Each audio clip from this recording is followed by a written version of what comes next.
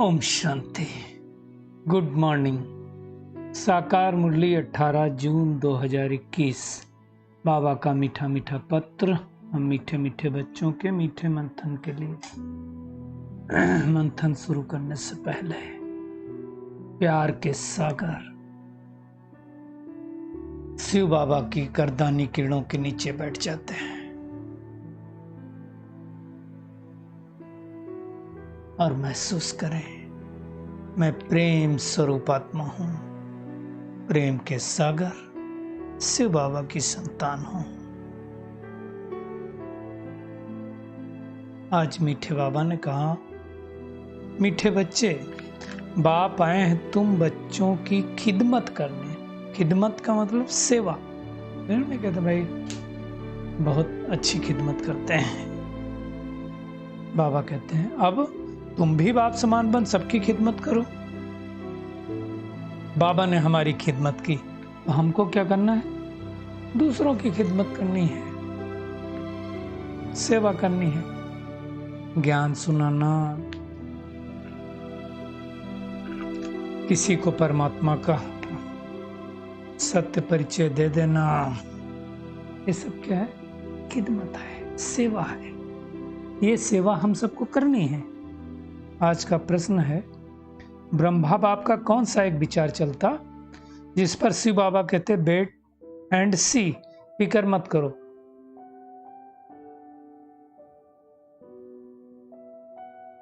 ब्रह्मा बाबा का विचार चलता है, समय बड़ा नाजुक होता जाता है। ये उस समय की बात है, 1969 के पहले की बात है, जब ब्रह्मा बाबा साकार में थे। तो बाबा कहते समय बड़ा नाजुक हो जाता है। बच्चों को अविनाशी ज्ञान रत्न लेने बाबा के पास आना ही है। इतने ढेर बच्चे कहाँ कर रहेंगे? उस समय तो इतना बड़ा था नहीं, पांडव भवन की शुरुआत हुई थी, है ना। ज्ञान सरोवर भी नहीं था, शांतिवन भी नहीं था, कुछ भी नहीं था। पांडव भवन का भी इतना विस्तार नहीं था। तो बाबा कहते इतने सब बच्चे आके कहाँ रहेंगे? कितने मकान बनाने पड़ेंगे? शिव बाबा कहते वेट एंड सी, इंतजार करो, देखो। कल्प पहले जैसे आकर रहे थे बच्चे वैसे रहेंगे। देखो शिव बाबा हर चीज को, किसी भी बड़ी चीज को कितना सिंप्लीफाई करके कितना छोटे में समझा देते हैं। तुम फिक्र मत करो, तुम सिर्फ पढ़ते रहो, मन मना भव, अर्थात मन ही मन बाबा को याद करते रहो बस। बाकी तुम कोई फिक्र नहीं करो। तुम्हें कर्मातीत बनने का पुरुषार्थ करना है बस। बाकी तुमको इन सब चीजों से बाबा कहते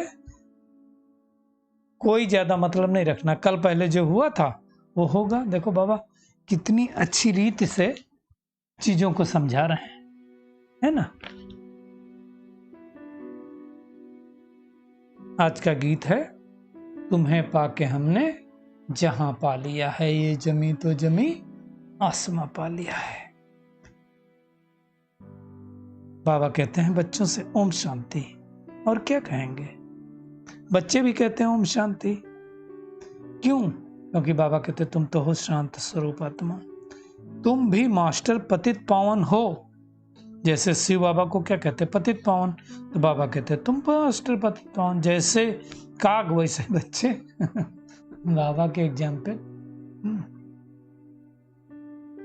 तुम बच्चे भी कहते हो ना, जैसे बाबा वैसे हम। जैसे दुनिया में देखो ना, कौवा का बच्चा कैसा होता है? कौवे जैसा। तो हम परमात्मा के बच्चे कैसे होंगे? परमात्मा जैसे। बाबा कहते मैं ज्ञान का सागर हूं और तुम बच्चे मास्टर ज्ञान का सागर। गोया नदियां ठहरे, सागर के बच्चे बाप समान होंगे ना।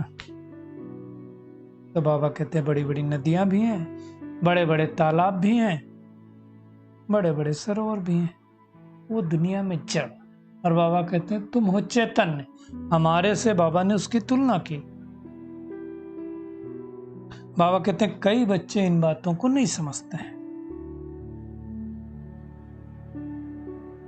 बच्चियों के बारे में भी बाबा ने कहा बच्चियां तो इतनी पढ़ी लिखी नहीं है। बाबा ने एग्जाम्पल दिया। कोई बच्ची से पूछा बाबा ने एक बार कि चीनी किससे बनती है और गुड़ किससे बनता है? तो बोला बाबा लाल गन्ने से गुड़ बनता है, सफेद गन्ने से चीनी बनती है। अब ये सब वो बहनें हैं जो 8 साल 10 साल 12 साल 14 साल की उम्र में आ गए, उन्होंने कुछ देखा ही नहीं। तो बाबा कहते हैं पानी के सागर से पानी की नदियां निकलती ना। अभी तो उस समय भी और आज भी पानी की कितनी किल्लत। तो बाबा कहते कितनी नदियां कैनाल से बनाते रहते हैं। तुम बच्चों को उठते बैठते चलते फिरते यही ख्याल होना चाहिए कि कैसे हम इस पतित दुनिया को पावन बनाएं।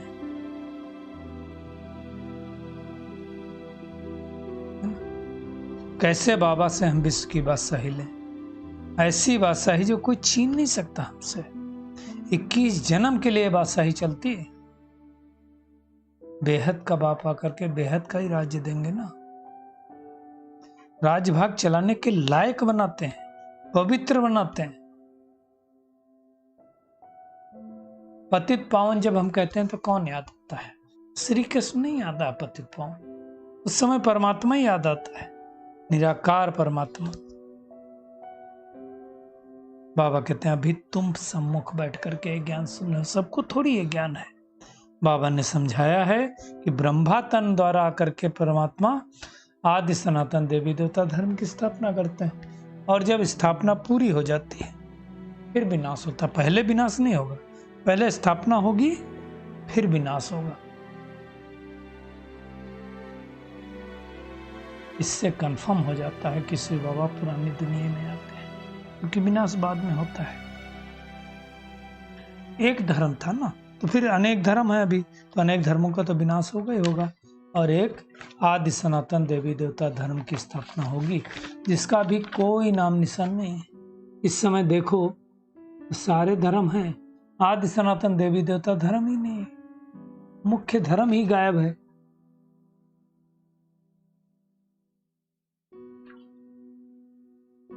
बाबा कहते हैं तुमने 84 जन्म लिए, 84 जन्म लेकर के तुम तत्व प्रधान से तमो प्रधान बने। अब वापस फिर से तुमको बाप की याद के द्वारा सतो प्रधान बनना है। चेक करें, मैं आत्मा हर रोज इतना सतो प्रधान बनते जा रहे हैं। अपनी सूक्ष्म चेकिंग। सत्युग में कितनी छोटी सृष्टि होती, फिर धीरे धीरे धीरे धीरे बढ़ते हमारे जन्म में 3 गुना आबादी हो गई। आबादी बढ़ने में देर थोड़ी लगती है। बाबा कहते तुम समझते हो कि नई दुनिया की स्थापना पुरानी दुनिया का विनाश गाया हुआ है। विनाश होगा तब तो सत्युग की स्थापना होगी। बाबा कहते तुम बच्चे भी बाप के साथ खिदमत कर रहे हो, अर्थात सेवा कर रहे हो। जैसे बाप आकर के बच्चों की खिदमत करता है, तो तुम सारी दुनिया को खिदमत करते हैं। भगवान को तरस आया ना हम बच्चों पर, क्योंकि वो रहम दिल है। अभी सारी दुनिया इस समय शांत है, कोई शांति नहीं दे सकता है परमात्मा को छोड़ करके, कितना भाई बड़ा हठ योगी हो कुछ हो। एक तो उल्टी बातें समझते हैं, कहेंगे आत्मा तो निर्लेप है, उसके अंदर तो कुछ लेप छेप लगती नहीं, तो वो हर चीजों को उल्टा ही समझ लेते हैं। बाबा कहते हैं आत्मा की भी सफाई होनी चाहिए ना, इतना कचरा भर गया है, कैसे सफाई होगी? दुनिया में किसी चीज की सफाई होती है तो झाड़ू लगाते हैं, पोता लगाते हैं। आत्मा के ऊपर जो कट जमा हुई है वो ज्ञान सूर्य शिव बाबा की किरणों के नीचे बैठने से ही वो कट दूर होगी, वो खाद निकलेगी। इसीलिए देखो आत्मा में खाद पड़ी तो कहते पाप आत्मा, महान आत्मा, पुण्य आत्मा। तो पाप कैसे निकलेगा?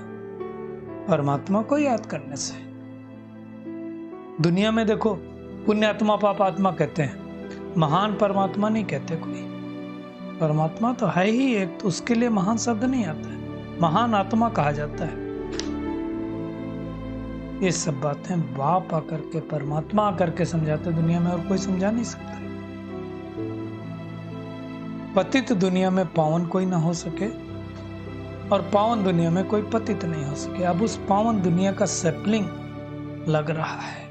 जो जो इस धर्म के होंगे वो निकलते जाएंगे, उनको ये ज्ञान अच्छा लगेगा और धीरे धीरे वो ज्ञान में बढ़ते जाएंगे,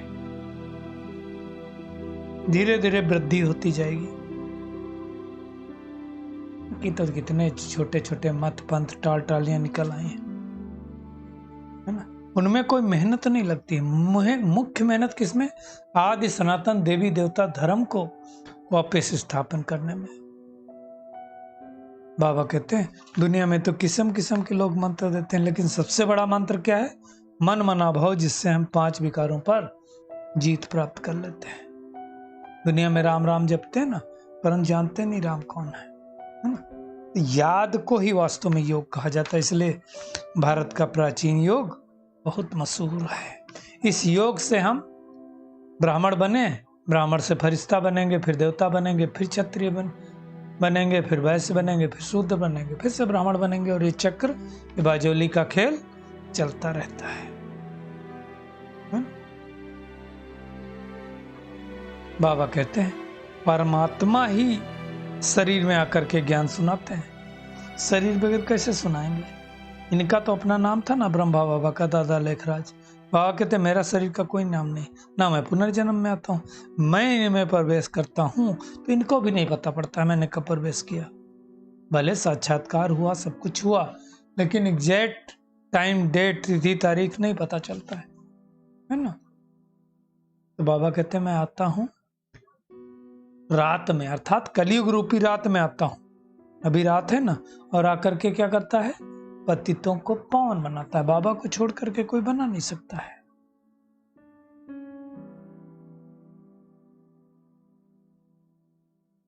कृष्ण को भी दुनिया में रात्रि को जन्म दिखाते हैं, किस समय हुआ वो सारा रात को 12 बजे सब दिखाते ना।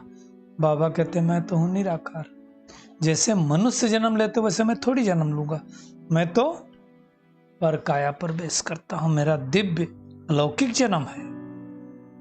प्रवेश करके फिर ज्ञान सुना करके चला जाता हूं। बाबा कहते बैल पर थोड़ी सारा दिन सवारी करेंगे। बहुत इंपॉर्टेंट बात बाबा ने कही, मुझे जिस समय बच्चे याद करते हैं मैं हाजिर हूं। दिल से पुकारो मेरा बाबा, वो हाजिर हो जाएगा। बाबा आकर के बच्चों से मिलते हैं, गुड मॉर्निंग करते हैं, इससे बड़े भाग्य की बात क्या होगी? नमस्ते करते हैं। ये सब बातें बाबा ही समझाते हैं। तो मुख्य बात है बाप और वर्षे को याद करते रहना है।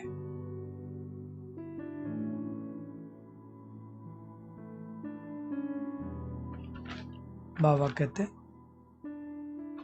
तुम बच्चों को ख्याल रखना है। क्या ख्याल रखना है? कि हमको अब कर्मातीत अवस्था में जाना है, कर्मों से अतीत हो जाना, बंधनों से मुक्त हो जाना है, और याद से ही हम सतो प्रधान बनेंगे। तो मुख्य बात है याद करना है सहज बात, लेकिन बुद्धि भटक जाती। बाबा कहते देखो गाय के बच्चे को जब माँ याद आती तो चिल्लाता है ना, वो तो जानवर रह गया। हम बच्चे द्वापर युग से पुकारते हैं बाबा को। अब बाबा आया हुआ है तो उसको प्यार से याद करना है। गीता मुख्य है, भारतवासियों का तो वही शास्त्र है, देवी देवता धर्म का शास्त्र है। बाकी तो बाबा कहते सब छोटे छोटे हैं, उनका कोई ज्ञान नहीं। सबसे ऊंच धर्म ब्राह्मण धर्म है, जो शिव बाबा आकर के स्थापित करते हैं। हम ब्रह्मा के बच्चे, तो हमको शिव बाबा से वर्षा मिलता है। तो सारा दिन क्या करना है? जैसे बाबा खुदाई खिदमतगार हैं, हमारी खिदमत करते हैं, वैसे हमें सारे विश्व को फिर से पावन बनाने की खिदमत करनी है। ड्रामा के हर राज को जानते हुए फिक्र नहीं करनी, मन मना भाव के मंत्र के द्वारा बाबा को याद करके कर्मातीत बनने का पुरुषार्थ करना है, खुद को सतो प्रधान बनाना है। हम शिव बाबा से 21 जन्मों की बादशाही ले रहे हैं, इसी खुशी में रहना है। आज का बाबा का वरदान, हर शिक्षा को स्वरूप में लाकर सबूत देने वाले सपूत व साक्षात्कार मूर्त हो। बाबा कहते जो बच्चे शिक्षाओं को सिर्फ शिक्षा की रीत से बुद्धि में नहीं रखते, खाली याद कर लिया, रट लिया, नहीं, लेकिन उन्हें स्वरूप में लाते हैं, वो ज्ञान स्वरूप, प्रेम स्वरूप, आनंद स्वरूप स्थिति में स्थित रहते हैं। जो हर पॉइंट को स्वरूप में लाएंगे वही पॉइंट रूप में स्थित हो सकेंगे।